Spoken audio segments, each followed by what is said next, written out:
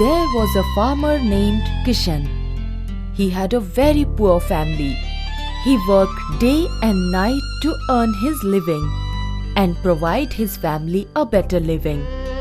But he was unable to do so. Breathing his last, he says, Aruna, now it's time for me to go.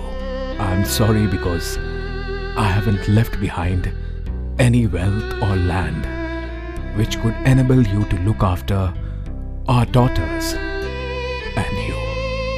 Don't speak like this, Kishan. You have always tried your best to provide us. Rest has been God's will. Rest assured, you have been a good mother. All three of them start crying loudly. Hearing this, neighbors come running. It is God's will, Bhabhi. You know we are so helpless when He decides to do anything. It's okay, Shamu Bhaiya.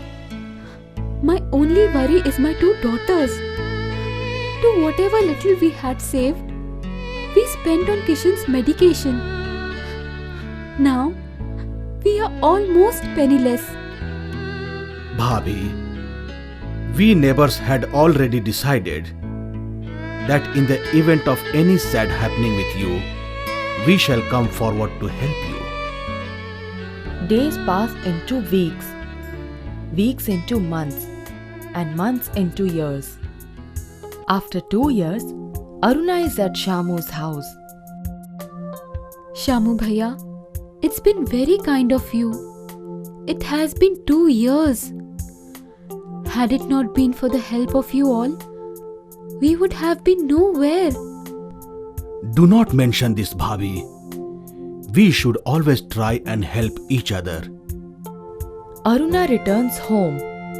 She sees Sita struggling to throw a swan having golden feathers out of the room. But Swan was giving her a tough time.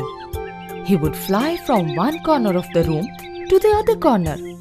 Finally, when he saw Aruna walking into the room, he said, Please make your daughter understand.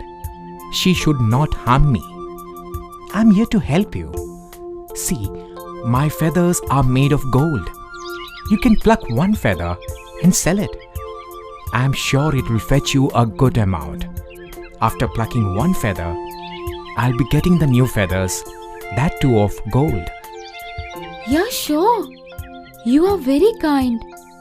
Would you mind if we call you Snowy? With pleasure. Then Aruna plucks one feather. Aruna goes to the market and sells it.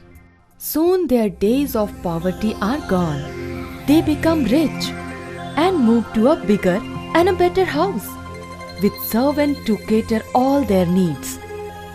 One day she was enjoying her hot breakfast and Snowy was sitting just opposite her, admiring her and saying to himself, My dear wife, you have no idea how pretty you look in all the jewels and good silk clothes. Aruna is deeply looking at Snowy and lot of thought come to her mind. Oh God, Sita and Geeta both have reached to marriageable age. Looking at my status, groom's family will expect huge dowry from me. Therefore, instead of plucking one feather, why not pluck all his feathers and instantly get more rich? I'll call my daughters and tell them about my plan. Dear daughters, you both soon need to be married. And I certainly will have to give huge dowry for that.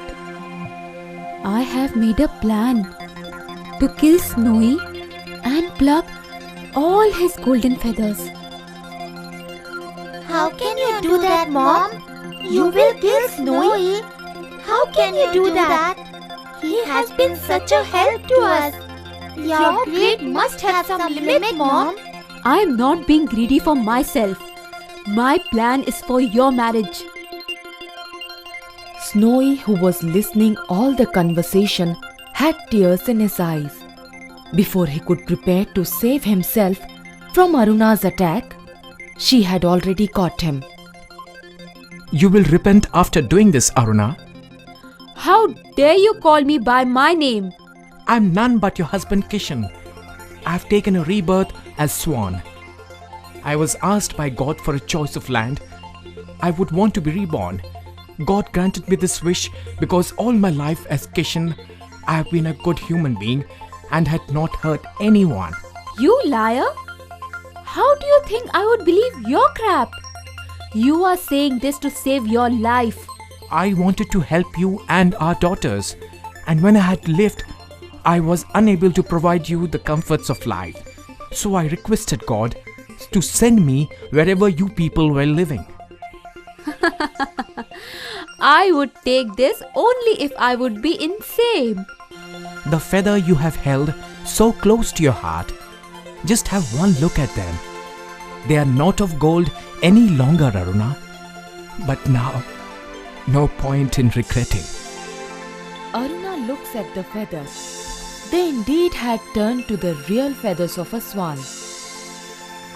Geeta and Sita, who were there, watching the entire episode, ran quickly to the swan and picked him up and started hugging and kissing him.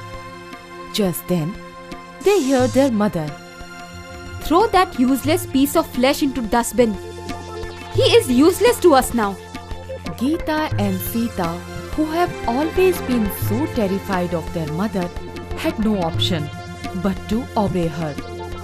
Snowy developed a new feather in few weeks and flew away, never to return back to his family. Aruna and family got back to days of poverty. The moral of the story is, greedy people never prosper because they want shortcuts to reach to the road of prosperity, but they end up getting destroyed. Wanting more than you have leads to the loss of whatever you have. It is better to prevent than to repent.